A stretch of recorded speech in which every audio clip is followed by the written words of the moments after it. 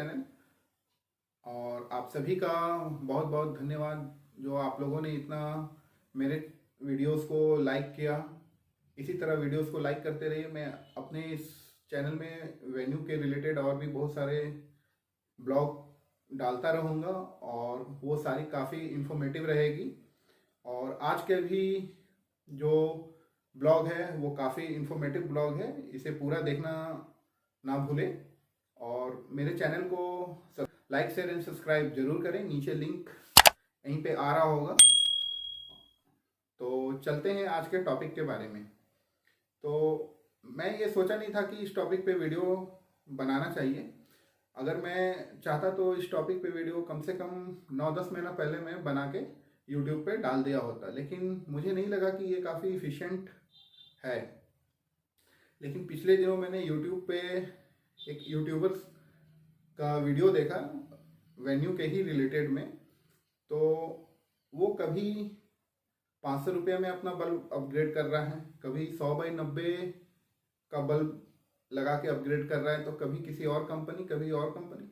मैं किसी का नाम नहीं लेना चाहूँगा।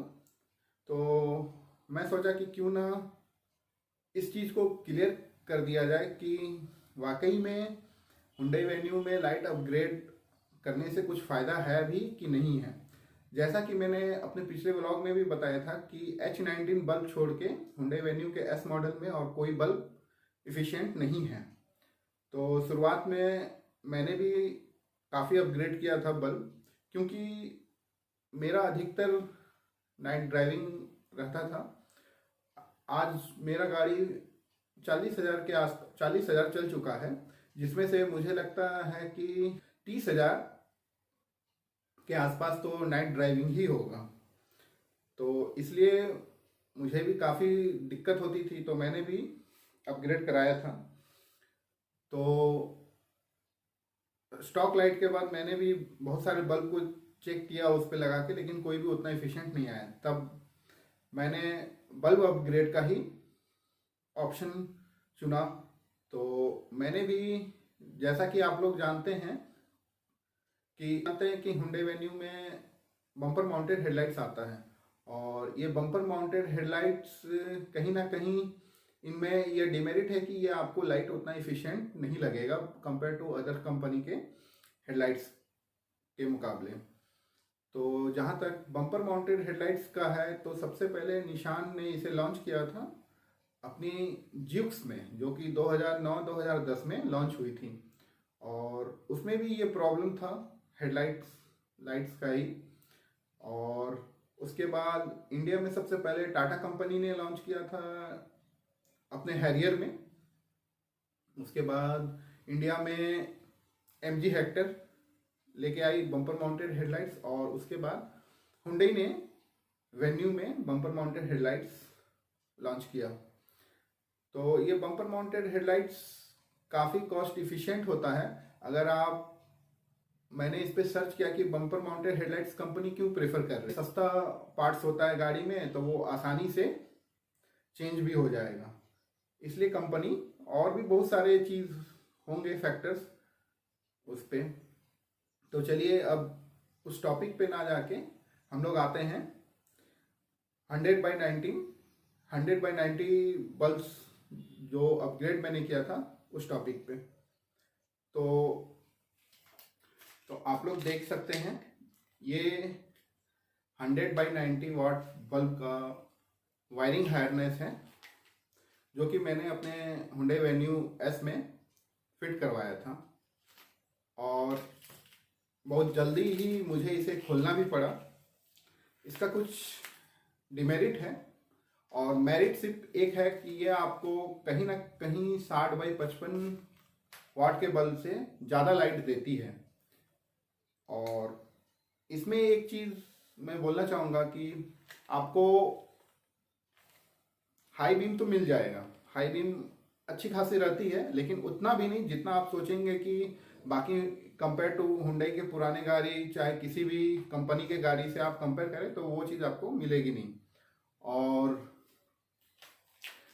हाई बीम तो कुछ हद तक काफ़ी अच्छा है, लेकिन आप लो बीम में जहाँ जाएंगे तो आप डिफ्रेंशिएट नहीं कर पाएंगे कि ये लो बीम है या हाई बीम है। दोनों आप दोनों सेम ही रहता है, इसमें हाई बीम और लो बीम में कोई अंतर नहीं हो पाता, जो कि काफ़ी हाईवे में नाइट ड्राइविंग में दिक्कत होने का सवाल हो जाता है। तो सोचे होंगे कि ये मैं ऐसे ही ले आया और ये मैं दिखा दे रहा हूँ कि इसमें ये फॉल्ट है, ये बाकी यूट्यूबरों ने दिखाया कि ये बहुत सही है, अच्छा है। तो अब मैं ये भी दिखाऊंगा कि प्रूफ के साथ कि मैंने इसे लगवाया था। तो चलिए अब हम गाड़ी में चलते। तो अब हम लोग आ गए हैं अपने गाड़ी के पास। सबसे पहला डिमेरिट क्या है, मैं उस चीज़ पे आता हूँ कि इसका जो होल्डर है, आप देख सकते हैं, इसका जो ये बल्ब होल्डर है, तो इसको लगाने के लिए हमारे पास 3 ऑप्शन है। पहला ऑप्शन मैं दिखाता हूँ, देखिए ये हमारा हेडलाइट है, ठीक है, ये हमारा हेडलाइट का कैप है। तो पहला ऑप्शन है, हम बल्ब होल्डर है, ये कंपनी फिटेड है और ये अंदर से वायरिंग के थ्रू ही फिट किया हुआ है। और डस्ट कैप, और देखिए डस्ट कैप इसके ऊपर लगता है, आप देख सकते हैं, ये मेरा डस्ट कैप है। तो इस कैप में यहाँ पे देखिए कट है, तो ये कट करवाना पड़ेगा।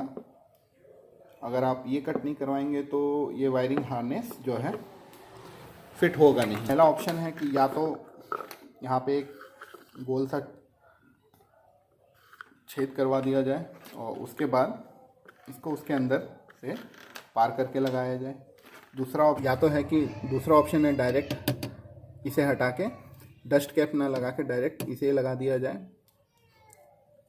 तो इसमें क्या होगा कि हमारा जो हेडलाइट है वो कुछ दिनों में काफ़ी गंदा हो जाएगा, काफ़ी डस्ट बैठ जाएगा। और तीसरा ऑप्शन जो मैंने निकाला था, मैं बोला कि ना ही मैं इसके बीच में छेदा करवाऊंगा, ना ही डस्ट कैप हटाऊंगा, मुझे डस्ट कैप भी लगाना है और ये भी लगाना है। तब मैंने एक उपाय किया, मैंने इसे काटा और इस तरह करके जो था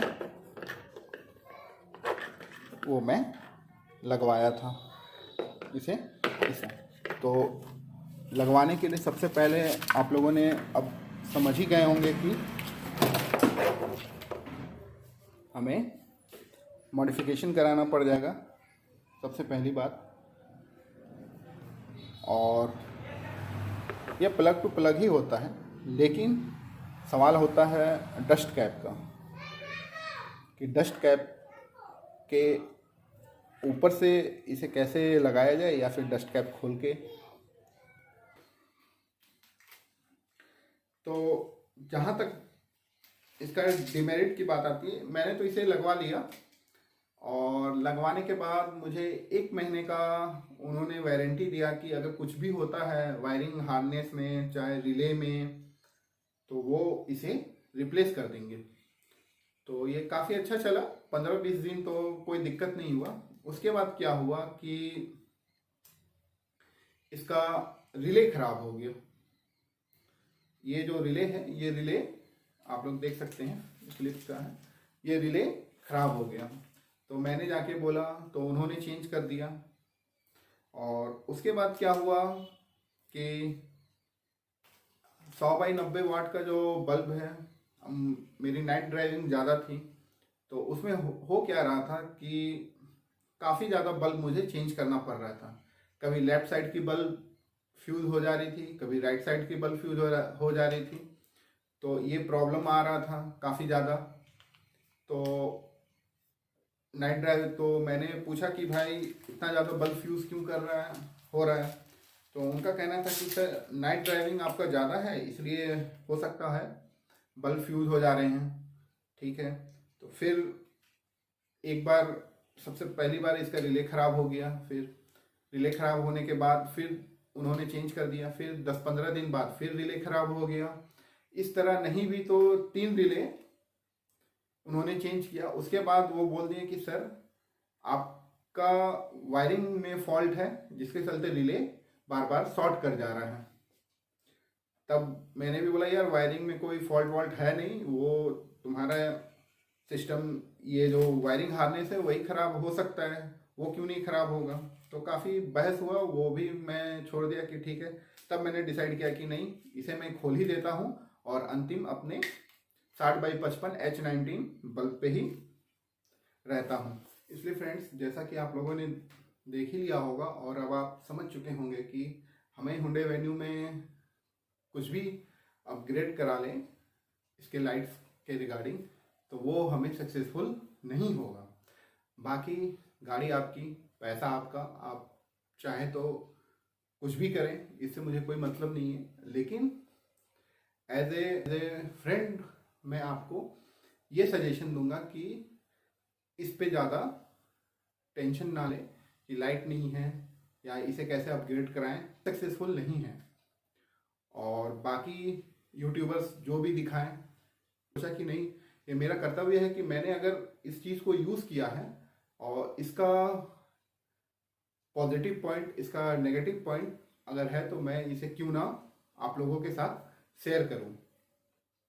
तो इस वीडियो को देखने के लिए बहुत बहुत धन्यवाद और लाइक शेयर एंड सब्सक्राइब करना ना भूलें।